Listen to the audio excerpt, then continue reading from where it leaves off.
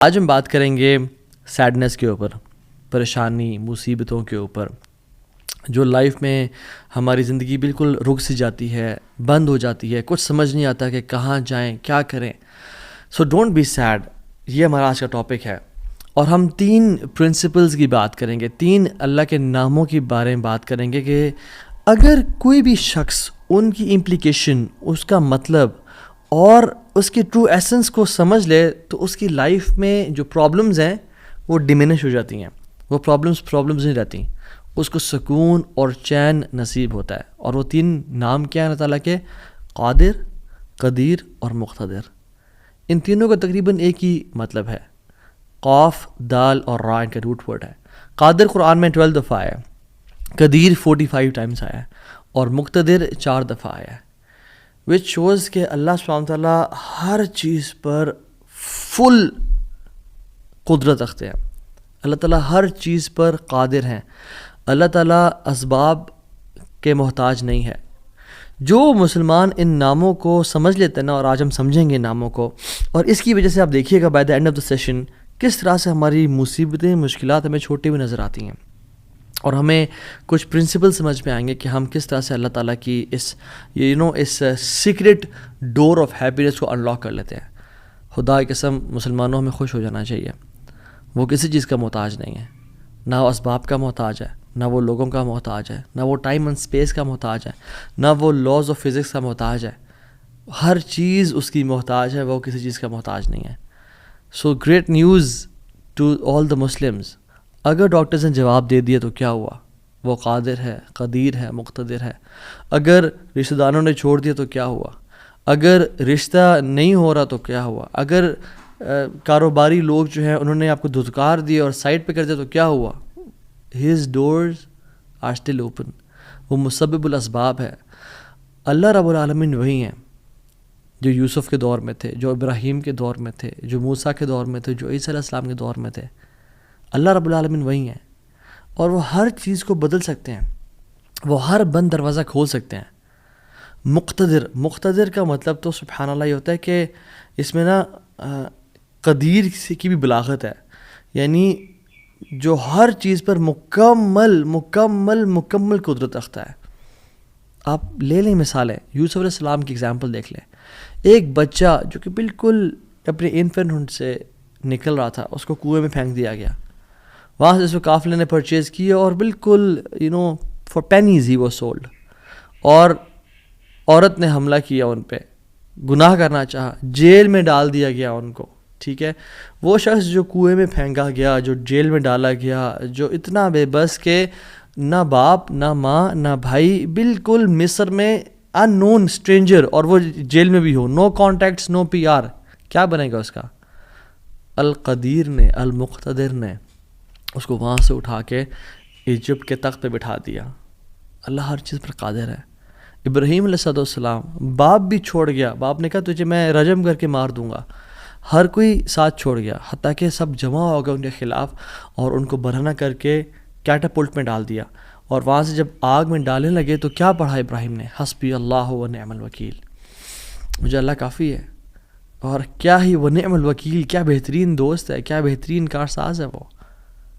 اور اللہ تعالیٰ نے وہ کس طرح کا قادر ہے، وہ کس طرح قدیر اور مقتدر ہے کہ اس نے ہواؤں کی ڈائریکشن کو نہیں پھیرا، نہ ہی اس نے سمندروں کے رخ کو بدلا، نہ ہی اس نے کوئی پرندے بھیجے جو کہ اس پانی کو، اس آگ کو ٹھنڈا کر دیں پانی پھینک پھینک کے، نہیں، بلکہ ڈائریکٹ اس آگ کو کہا جس کی صفت ہے جلانا، قُلْ يَا نَارُ كُونِي بَرْدًا وَسَلَامًا عَلَىٰ إِبْرَاهِيمَ، ہم نے کہا اے نار، اے آگ، ٹھنڈی ہو جا اور سلامتی کا باعث بن جا ابراہیم کے لیے۔ کچھ روایات میں تو یہ بھی آتا ہے کہ ان کی صحت کے میں کچھ ارچہ کلام ہے کہ ابراہیم علیہ السلام سے پوچھا گیا کہ سب سے بہترین مومنٹس آپ کی زندگی میں کون سے تھے؟ تو ابراہیم علیہ السلام نے کہا کہ جب میں آگ میں تھا، کہ اللہ تعالیٰ نے اس کو حکم دیا تھا کہ ٹھنڈی ہو جا، اور اتنی ٹھنڈی نہ ہونا کہ ابراہیم کو تکلیف پہنچائے، سلامتی والی بن جانا۔ تو those were the best moments that I spend in my life. اور وہ کس طرح سے ٹھنڈی ہوئی کہ صرف ابراہیم کے لیے ٹھنڈی ہوئی، لیکن جو رسیاں ابراہیم علیہ السلام کے ہاتھ پہ بندھی ہوئی تھی ان کے لیے ٹھنڈی نہیں ہوئی، اس رسیوں کو جلا دیا، مگر ابراہیم علیہ السلام کے بال تک کو بھی نہیں جلایا۔ اور جب ابراہیم اس آگ سے نکلے تو ان کا جو باپ تھا آزر، وہ دیکھ رہا تھا اور کہتا ہے نعم رب ربک یا ابراہیم، کیا رب ہے تیرا ابراہیم. یعنی ایک کافر کو ایک مشرک کو تو یقین آ گیا کہ کیا رب ہے ابراہیم کا. ہم نے 50-60 سال زندگی گزار لی لائف کے، کچھ نے مجھ جیسے نے تو 20-30 سال گزارے زندگی کے. ہمیں ابھی تک رب کی قدرت پہ یقین نہیں آیا. ہمیں ابھی تک آنیسٹلی اللہ تعالیٰ کے مکمل قادر ہونے پہ یقین نہیں آیا. تیسرے پارے میں ایک شخص کا ذکر آتا ہے قرآن میں کہ ایک شخص گزر رہا تھا اور ایک قریہ سے، ایک بستی سے گزرا، ویلیج تھا، اور وہ بالکل یعنی آپ سمجھ لیں رونز تھا، وہ بالکل کھنڈرات بن چکا تھا. تو ان کے ذہن میں ایسے ہی خیال آیا ہو ول ریز دیم اپ، کون کھڑا کرے گا انہیں دوبارہ. ابن کثیر اور باقی لکھتے ہیں کہ وہ عزیر علیہ السلام تھے. خیر نیورتھلیس اللہ تعالیٰ نے ان کو موت دے دی، اور موت دینے کے بعد جب اٹھایا تو کہا کہ کتنا عرصہ تم پڑے رہے ہو اس جگہ پہ؟ تو کہا کہ دن کا کچھ حصہ. اللہ تعالیٰ نے کہا کہ تم 100 سال مردہ رہے ہو یہاں پہ. اور ان کا جو حمار تھا، جو گدھا تھا، وہ پیرش ہو گیا. اس کو یعنی کھا کے کیڑے مکوڑے، مٹی نے اس کو ڈیکمپوز کر دیا. لیکن جو ان کا کھانا تھا، اللہ اکبر کیسا قادر ہے اللہ تعالیٰ. فانظر الی طعامک وشرابک لم یتسنہ، اپنے کھانے کو دیکھو اور اپنے پینے کو دیکھو، اس کو کسی نے چھوا بھی نہیں ہے. کھانا ہم باہر سے آرڈر کرتے ہیں، کچھ کھا لیں تو فریج میں نہ رکھیں، اور ایک دن گزر جائے تو وہ باسی ہو جاتا ہے، خراب ہو جاتا ہے. ایک دن کھانا برداشت نہیں کر سکتا، لیکن 100 years گزر گئے، کھانے کو کسی نے چھوا بھی نہیں. اور جو حمار تھا، جو گدھا تھا ان کا، وہ بالکل پیرش کر گیا اور ڈیکمپوز ہو گیا. اور عزیر علیہ السلام کے نظروں کے سامنے اللہ نے اس کو دوبارہ کھڑا کر دیا.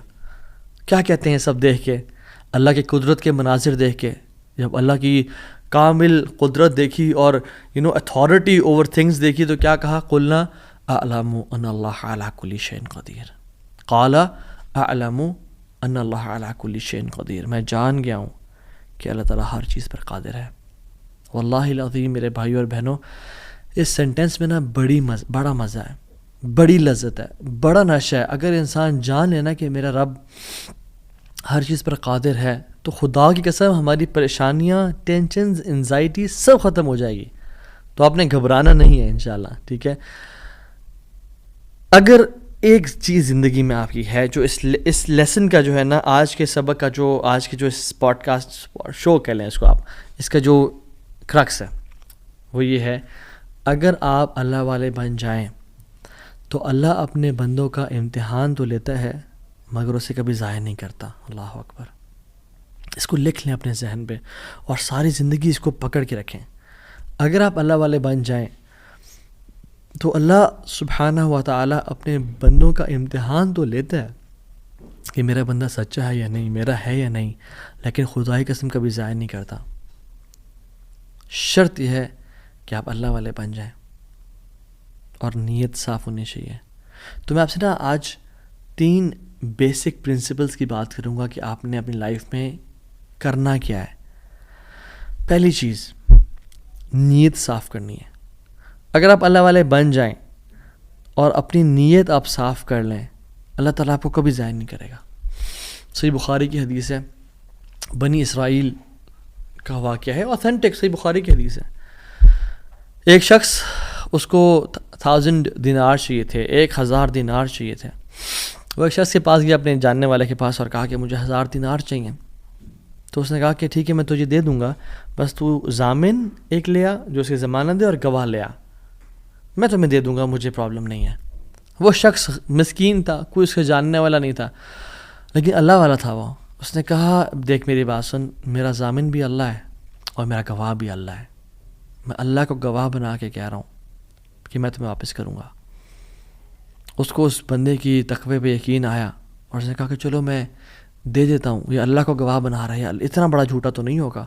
اور یہاں پہ آئی پاز، میرے بھائیوں بہنوں، پاکستان کے لوگوں، انڈیا، بنگلہ دیش، جہاں سے بھی لوگ دیکھ رہے ہیں، اللہ کا نام لے کے نہ کبھی کسی کو دھوکہ نہ دو. ویسے بھی دھوکہ کسی کو نہیں دینا چاہیے، لیکن اسپیشلی اللہ کی قسم کھا کے یا اللہ کا نام لے کے کسی کو دھوکہ نہ دو.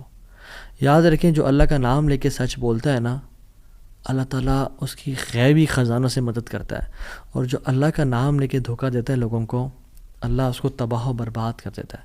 تو اس شخص نے کیا کیا, اس نے کہا کہ میرا ضامن بھی اللہ ہے, میرا گواہ بھی اللہ ہے. تو اس نے دے دیا, اس نے کہ میں تجھے اللہ کے اس نام پہ تجھ پہ میں ٹرسٹ کرتا ہوں.